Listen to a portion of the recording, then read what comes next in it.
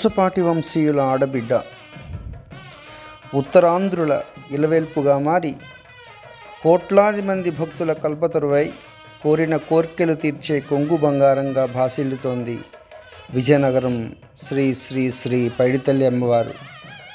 నేడు సిరిమానోత్సవం సందర్భంగా అమ్మవారిని దర్శించుకుందాం.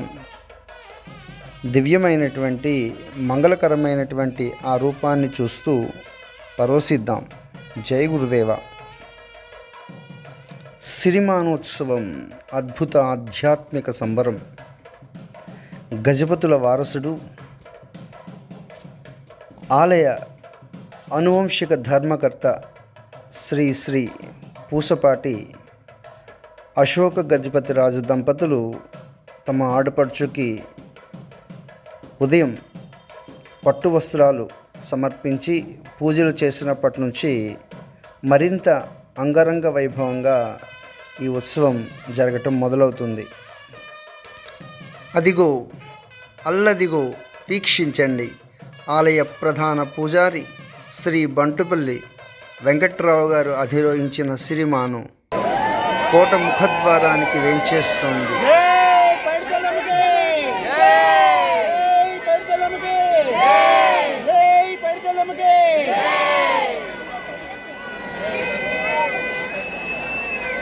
మూడు సార్లు వినమ్రపూర్వక నమస్కారాలు సమర్పించిన అనంతరం మరల వెనుదిరిగి అమ్మవారి ఆలయం వరకు వెళ్తుంది.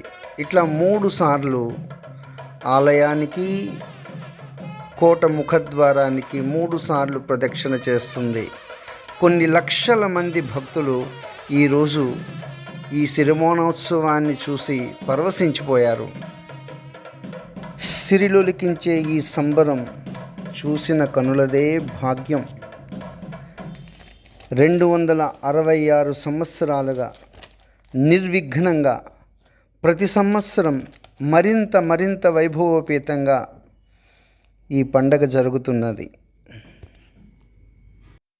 అమ్మవారి సిరిమానోత్సవానికి 1758లో శ్రీకారం చుట్టారు మన గజపతి రాజులు.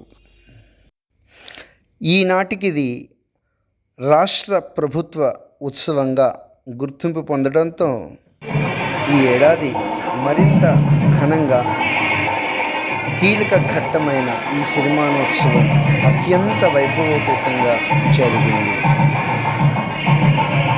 అనేక సాంస్కృతిక కార్యక్రమాలు నిర్వహించడంలో రాష్ట్ర ప్రభుత్వము, అధికారులు చాలా గొప్పగా సఫలమయ్యారు.